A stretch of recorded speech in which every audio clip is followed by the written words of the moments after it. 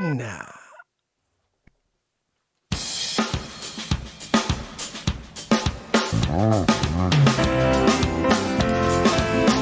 It's Thursday. It's Mark Pires. I was walking down the road and it's Renaissance Man. And I'm here to ease my mind and help my living. It's Renaissance Man. It's daily variety show Mark Pires Renaissance Man.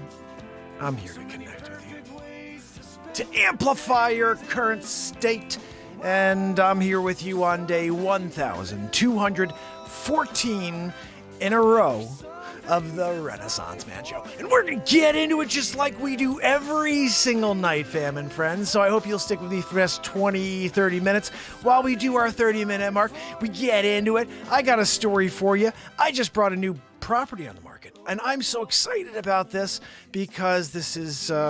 First of all, it's a very high-end property, which I love working in the high-end. I will take any property. You got a small little condo, you got a small rental, you've got a big property, whatever it is, I'm there ready to go. But I did work my tail off over the last 13 years to be working in the high-end. The thing I've learned is you really want to be diverse. You can't just work in one area. If you work in just the high end, there's just no way to always be selling. In fact, it takes longer to sell these higher end properties. Some of them don't sell at all. But this one has a story. I'm going to tell you it real quick because we don't have a lot of time. I'm actually going bowling tonight. I'm kind of excited about this. I haven't gone bowling in, I guess, about a year and a half. And I love bowling. My buddy Corey and I, he's actually the science, super genius guy I was telling you guys about. He works for a company that basically makes the mirrors for the telescopes in outer space. I have a feeling he's the one who created the James Webb telescope, and I'm going to hear about it tonight, I hope. If not, he has other pearls of wisdom that he shares with me, and I can't wait to ask him other questions that we have from the last time we had Flat Earth Dave on, and other things I've been picking up to see what other stuff is going on out there that maybe I can get some answers from Corey on. But listen, Corey, we used to go every Thursday, and we go bowling. We haven't done it in almost 2 years. So tonight's the first night out. I can't wait to see my buddy and go throw some strikes. I'm planning on going on TikTok and going live and at least for one of the games just to see if I can bowl a 300, at least to just to catalog one full game. Anyway, that's my thought. Sticking to it. If you haven't followed me on TikTok, make sure you do so you could be a part of that later on. But let's get to the story. I just signed a brand new listing. It is a massive listing. It has a sports complex. It has a pond. It has a pool. It has a cabana. It's ridiculous. And it's not just something I fell into. I'm going to tell you how this happened. And it definitely is worth a bag of popcorn. So, if you haven't made one yet, make sure you pop that sucker, because Matt Zabrowski's about to hit us with a woohoo. I'm going to tell you all about this jet. What's that, Joanne? No, Joanne, you can't go. Joanne's like, can I go and be part of the show over there? No, you can't. I'm sorry. We're going to hire someone else for that show. Zabrowski, I need a woohoo. Feeling it today. Let me get the woohoo. Big time. Woohoo! Right? When you get a woohoo and you're ready to go, ready to take it to the next level. Zabrowski. Yeah, no, Zabrowski, you're the man. Seriously. And he said, you're the best. No, you're the man, Zabrowski. You don't have to play it back. No, Zabrowski, you're the man. No, Zabrowski, you're the man, Zabrowski. Zabrowski, just get the freaking hell out of here, okay? You're the man. Go. Anyway, guys, so here's the story, and I'll tell you about it, and I think it's something you should really appreciate, hopefully. 2016, I want to say, roughly.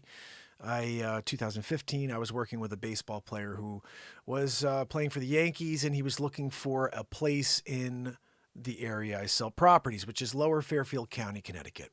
And if you don't know, and you're like, oh, I watched this show and I didn't know he's a realtor. That's what I do to make money. I don't talk about it here. I'm here to try to lift the world out of the darkness into the light. So real estate doesn't come up with that. We write songs, we create comedy, we have a good time, we speak truth in the moment, and real estate doesn't seem to come up. But tonight it's coming up because I just signed a new listing. And new, old, let's talk about that. 2015, I have this baseball player I'm working with, and he's trying to find some exclusively ridiculous property no one else can find, something that is unique, and it has to have that, quality. So I show him everything, nothing seeming to work. So the next step when you're a real estate agent and you're trying to find property for your clients is you start thinking outside the box. Where could I find a property? I'm driving around looking at homes. I'm like, let me call those people. Eventually, I thought to myself, right away. Really, the first thing I do is go to expireds. I went through the expireds list of all the properties that had not sold recently, and I'm calling around, and one of them was this property.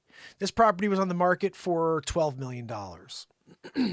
So I go and I ask, and I know they're motivated to sell. And so I call and I talk to the owner directly. I said, look, I know you're not on the market.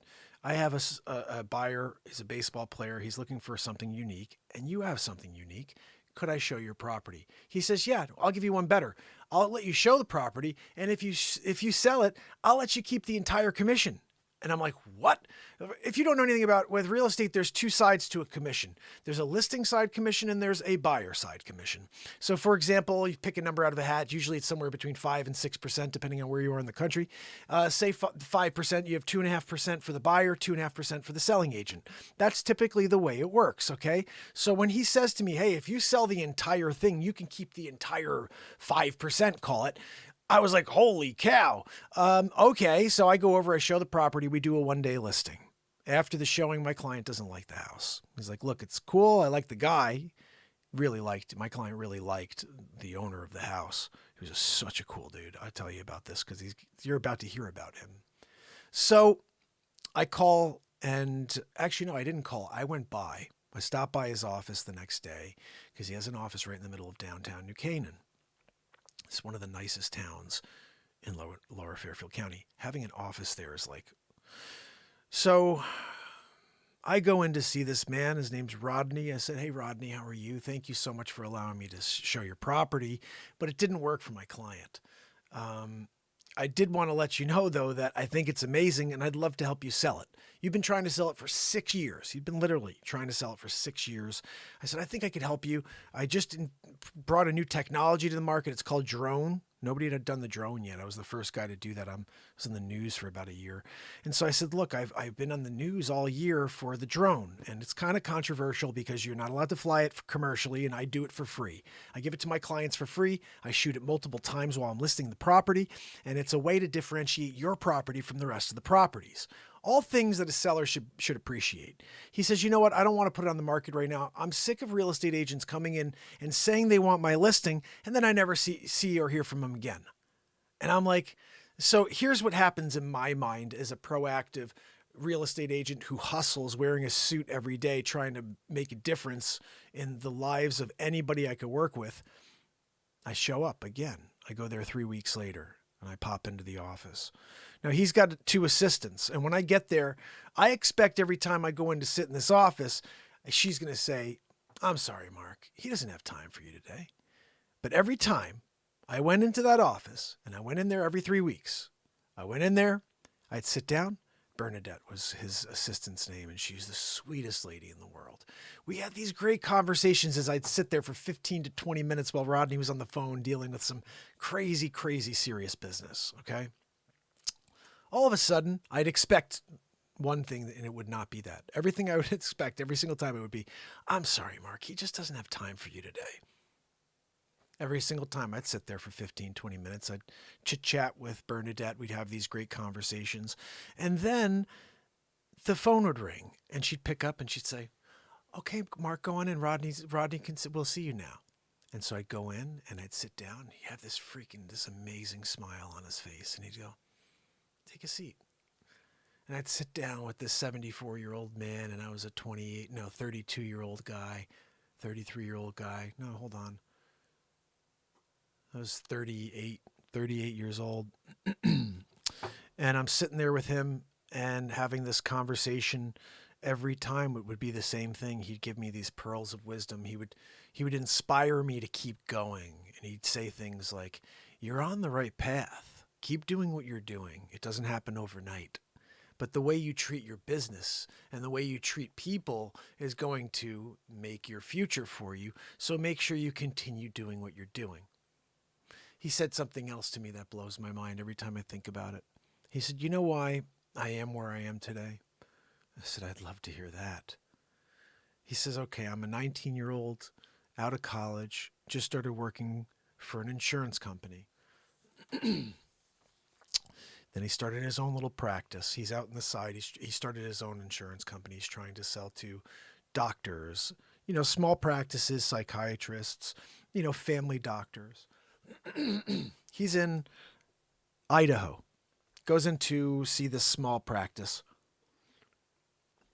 This guy's a heavy hitter, small practice, but does really well. Very connected. Oh yeah. Okay. Well, you take a look at what I got and tell me what I'm missing. Rodney takes, okay, I'll go through what you have. He goes through his entire plan.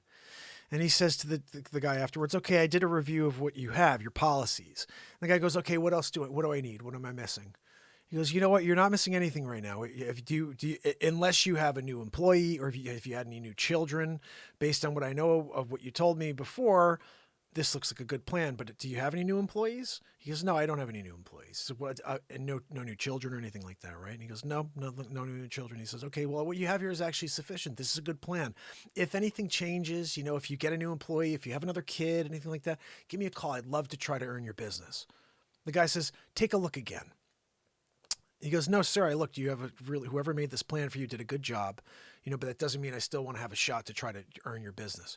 He goes, take a look again. And he said, sir, I don't have to. I did a thorough review, and what you have here is sufficient for your current setup.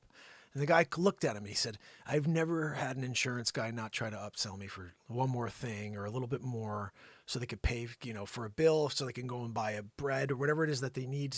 It's always in the moment that they're thinking about. They're not thinking about the long term. That one decision, the integrity that Rodney had in the moment to say, look, you've got something really good. I'd just love to earn your business in the future. Please give me a call. Rodney won everybody's business. They all wanted to work with Rodney. Before you know it, he was able to create and sell an insurance company, create and sell another insurance company. This guy turned into what I've heard, and I don't know if it's true, but I heard he was a billionaire. I don't know if it's true. I just know he was worth many, many, many, many millions. Rodney was the sweetest man I've ever met. Super down to earth. You'd never expect that he was somebody who's like uppity, chin up, thinking they're better. He would take his shirt off his back for another type of guy. In fact, there's a great story about Rodney I heard. I didn't hear it from his mouth, but I heard it from somebody else. And he walked into I think it was a Mercedes. He walked into a Mercedes dealership in like jeans and a t-shirt. He's a retired multimillionaire, you know what I mean? And he walked in with the jeans and t-shirt and he's like, I want to buy a car. He's going to go in there and buy cash. Just go in there and buy a car. Immediately like, here's a check and here you go. And they wouldn't look at him. They wouldn't give him the time of day. They're like, you can't afford this car, something like that, And he's like, I'm here to buy a car. I want to test drive a car. And they wouldn't let him do it.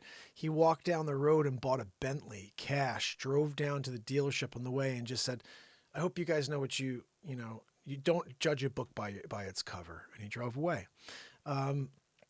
So he's always giving life lessons. So anyway, Rodney says this thing to me about people want this listing. They never come back. So I go back. I keep going back. He keeps giving me these pearls of wisdom. He wound up selling this guy by not selling the guy. Everybody thinks they have to sell someone. No, you have to be a good person. You have to look out for somebody. Look out for your clients. And if you do that, then they should look out for you. You'd hope so. I've also seen a lot of people cut my throat, and all I do is look out for my clients since I started this business. So just keep this in mind. You have to decide whether you want to give up or whether you want to keep driving. So after 3, 4, 5, 6 times in a row, 6, 7 months in a row of going to see Rodney and sitting there, and every time she says 15, 20 minutes later, okay, Rodney, I'll see you now. And I'm asking him, but I think it was time 7 or 8, I was on Fox News Connecticut again for the drone. And I was like, okay, this is a great opportunity to go see Rodney. I'll go in there and say, I'm going to be on Fox because they said, we need a location. We just need a location to come and film you with the drone. And I'm like, connecting the dots. How crazy would it be if I can get Fox News Connecticut out to film me with my drone to do a drone story again? And I do it at this brand new listing, Rodney's listing. So I go in there, I've got paperwork in my hand. This is the first time I asked. I've been there 7 times in a row. He told me everybody comes once, they never come again. I'm there 7 times, 7 months in a row. Didn't ask him once. I just kept going in there, showing him that I want to work for him. I want to work with him. I want to sell that property. I want to earn the opportunity to sell that property. I sit down in front of him. I got the paperwork and I walk in and I see he's there with this guy. I don't want to say his name, and another guy. And the guy who's sitting there that I don't want to talk about is a really, really not a good guy. Okay. And I mentioned this thing about let's put the house on the market. I didn't realize this is the body language. I was so excited about getting on the news that day. I didn't realize that this guy over here is trying to sell the property on his own. He's doing some weird, shady stuff with all these foreign people, trying to sell it to oligarchs. He's trying to sell it to Chinese buyers. And so didn't know this. I heard this from Rodney. He goes, we're trying to sell it off market. I got a guy helping me. This is the guy. So he starts throwing shade on no, I don't think you should put it on the market. We got a lot of people interested right now. And I'm like, I got the news coming later to do a story and they want to film at a place. Give me give me a year to put this thing in the books. You've been trying to sell it for 6 years, So basically I walked out of there with my tail between my legs because this guy poured so much gasoline on the idea of not listing it that Rodney was like, no, I'm not going to list it, And I think I almost pissed off Rodney in a way by asking. It was weird. I don't know how that went, but I go back again the next month and I didn't ask. I just went back and talked to him. He was great and sat down with me.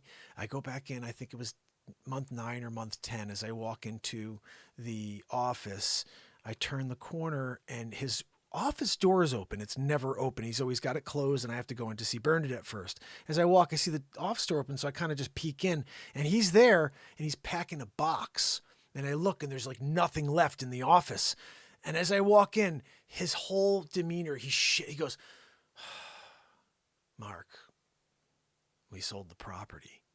And I'm like, oh no, a year, 9 months, 10 months of going and proving to him that I should be able to earn this listing and sell this listing.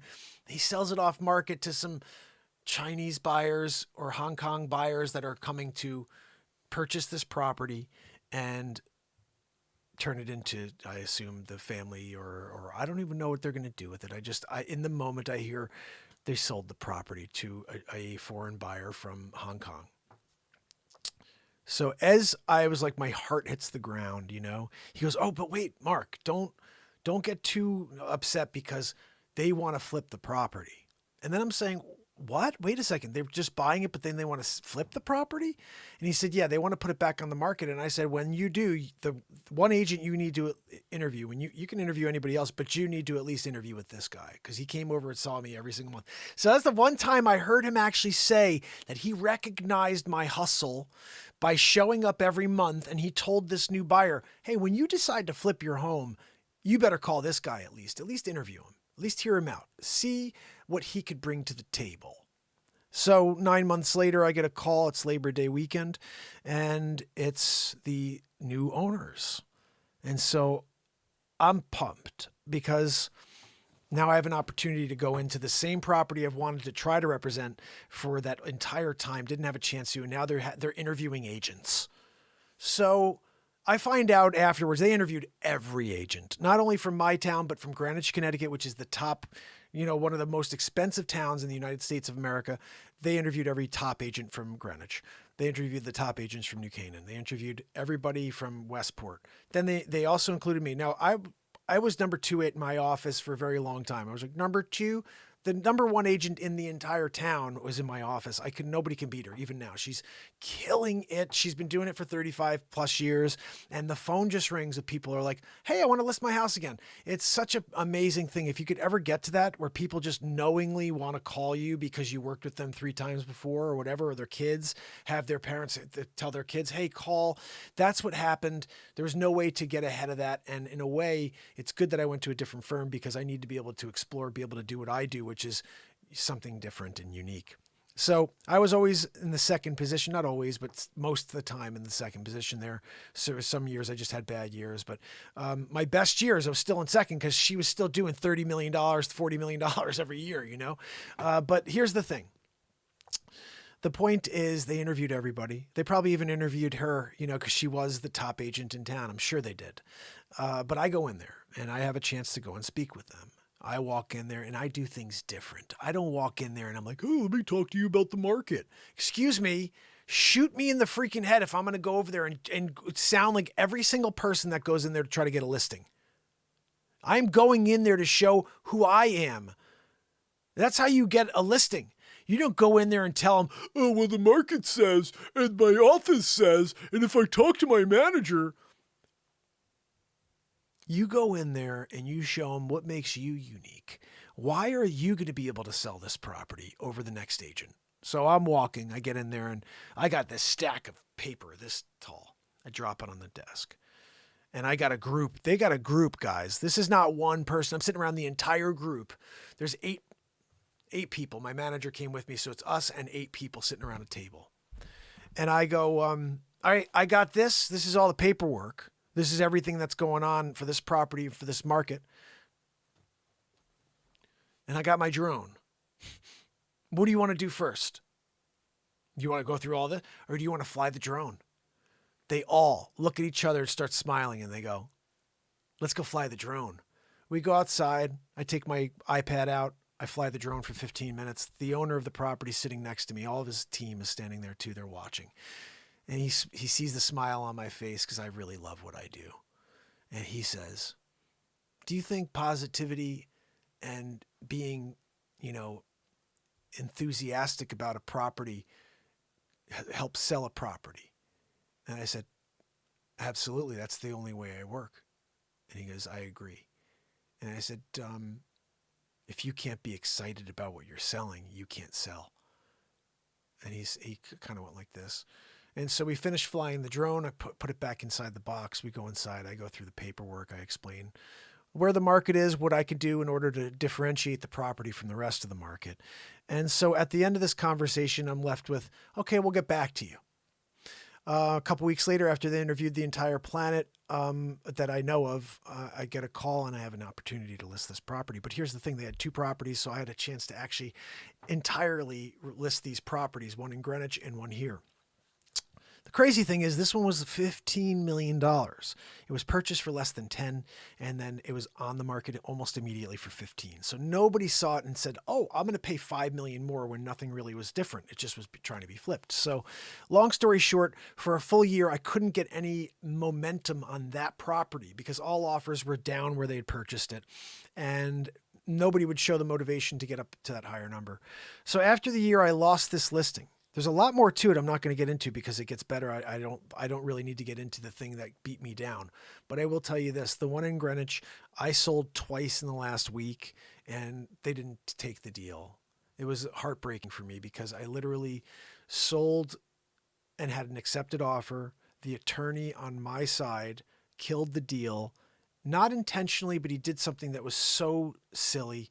You know, the best way I could explain this is when you're on a waterfront property, sometimes if you have 2 properties together, you say, you know what, I want to make sure this one's like, you have a house here and then there's a lot and a lot sitting here and it's on the water and you may have a view somewhere and you'd say, hey, look, I'm going to sell you this property, but I don't want you to build in a certain area because that may mess with my view. You know, so the attorney says, you know what? I think he's just being like a good attorney. I'm going to be a good attorney. He says, I'm going to put a view easement that says they can't build in like this section of the property because it could affect the view. And so the buyer who was going to buy the property for $14.5 million, mind you, says, no, I'm walking. You can't tell me to buy property for $15 million and that I can't build on the property where I want to build in the property. He walks. Here's the crazy thing about this. There was a hedge of trees on the guy's property that was buying that was almost 30 feet wide. So the view easement was absolutely pointless. It was moot because you couldn't see anyway. There were freaking trees in the way. And so he killed my deal and killed, I don't even want to say how much the commission would have been. It makes me sick when I think about it. But it was a ridiculous commission, the most amazing transaction of my life was thwarted by an attorney that just didn't do what an attorney should do, which is stop trying to be an attorney and just freaking close a deal. So I think quick. I got a week left on this listing, and I had it sold. It dies. Attorney kills it. So I'm like, what do? I call every single person that showed that property. I get this guy on the phone. His name's Joe. He had a buyer who put an offer in early on, somewhere in like the 17 range, because the whole property is 22. I'm telling you guys a crazy story.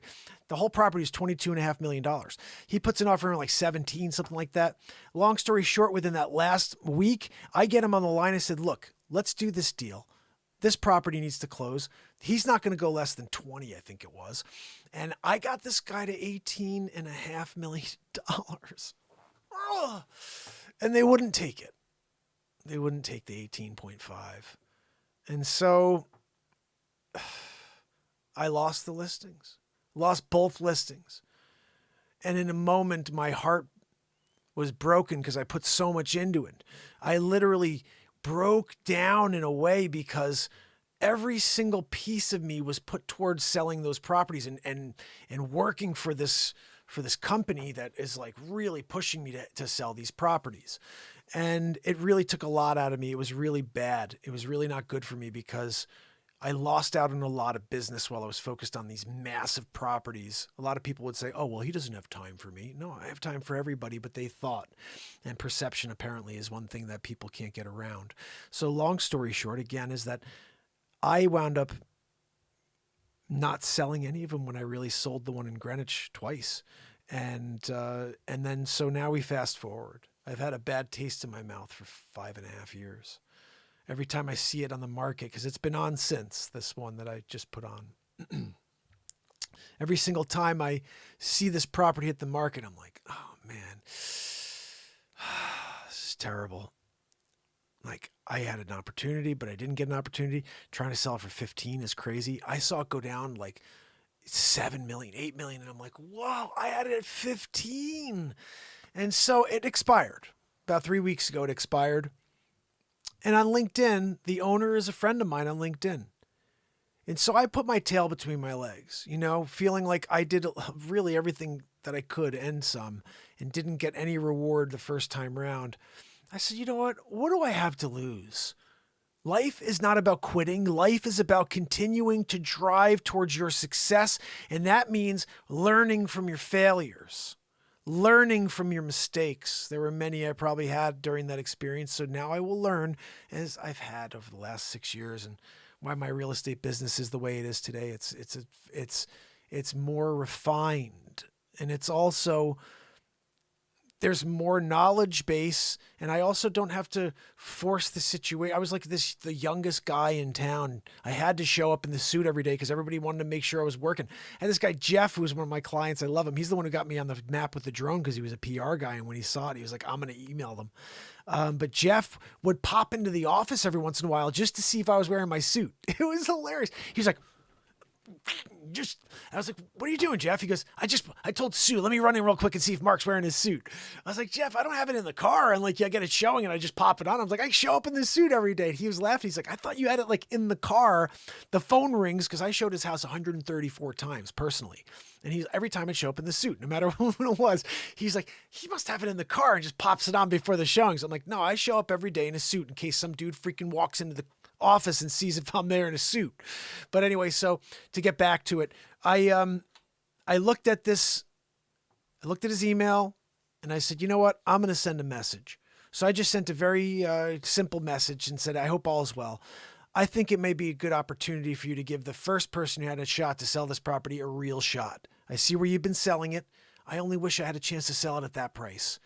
Let me have a chance. I'm doing this thing on social media now. I've been live for 1,200 plus days in a row. I will be live every day forever. And what I'll do with this property is I'll go there and I'll shoot all kinds of crazy little short clips of the amazing features there. The bowling alley, everything. It is unreal what this property has. So I want to share with this clip with you very quickly so you guys can see.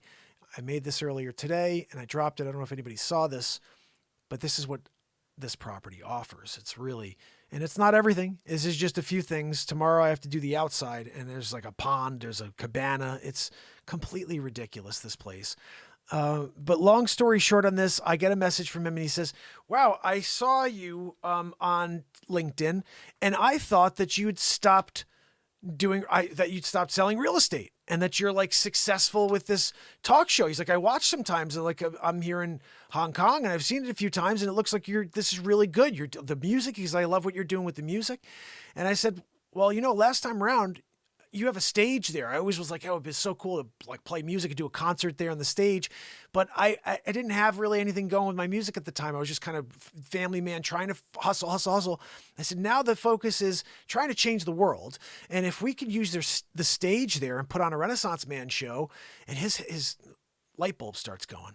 And I said, if I can go there and start shooting these daily clips on TikTok from there at the bowling alley and at the golf simulator and he starts seeing the value of bringing a social media advantage to this amazing property. This is the type of place that should go viral, And so long story short, again, I keep saying that and I hate that. I'm not saying that ever again. Literally, I got to get going. Oh my goodness. I have to get going to go bowling. This is what happens. Okay. I got the listing today.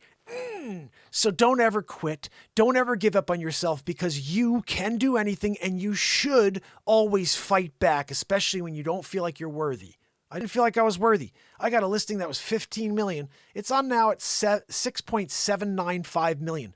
Just to give you perspective, it didn't sell from 15 all the way down to 6.795. So it wasn't that I was a bad agent. It's like no one will freaking buy that property. I'm going to sell it. I'm selling that property. And because full circle, it's coming back around. I'm getting the reward I didn't get the first time because I don't give up. So this right here is just a little clip for you. Do you want to get some audio? What are we doing over here? No audio? Oh, come on. All right, so that's not working. Oh, there we go. Hold on. A theater. It's got a golf simulator. Hey guys, I'm really pumped. I just got a brand new listing in New Canaan, Connecticut. It has a sports complex. It's got a basketball court inside. It's got a bowling alley. It's got a theater. It's got a golf simulator. I cannot wait to bring you in. Follow me for more. This could be the most ridiculous house on the market right now in Lower Fairfield County. It has a stage. It has an indoor basketball court. It has a theater in the basement as well as a golf simulator and a bowling alley. Wait till I bring you down. Give me a follow. You could host the most amazing parties in this basement. You have pool. You've got all the games you could ever imagine. Plus over here, duck pin bowling, which I'm going to get set up. So make sure you follow me for that. So far to date, I've created 4 feature films, and you better believe I will be screening them here on this unbelievable home theater. Hey guys, I'm really pumped. I just got a brand new listing in New... Oh, yes. So fam and friends, tomorrow, Friday night, we do it all over again. I'm going bowling though. Make sure you hit me up on TikTok, guys. Linktree, right below. There's a Linktree link. But if you ever require like Linktree/markpires, can't get it easier than that. I'm doing a bowling live from the bowling alley. You guys can see my crazy bowling. My cool hat. I'm doing some bowling tonight. Who's ready? I got a little dirt on my hat. Joanne, you're supposed to clean my hat nightly. Got it over here getting dust on my freaking hat. No, you get the duster. I'm not. She goes, get the duster. You get the duster. I'm here doing it. Got a show. Gotta get going. Renaissance Man show. Anyway, fam, friends, Scott, my brother, Sydney, Kill It and Grill It, my brother, K-Rat, thank you so much for kicking it with me. I'm so glad you appreciated what we're doing. Please come back. We're here every day for the rest of the days that I got on this planet. And want to make sure Rose and VW, thank you for your donation. The Lone Lights, you rock. Tomorrow, fam and friends, we will do it all over again. Until then, it's Mark Pires. And it's Renaissance Man. You got to go away. Until tomorrow, fam and friends. Until tomorrow. You got to go away. Till tomorrow.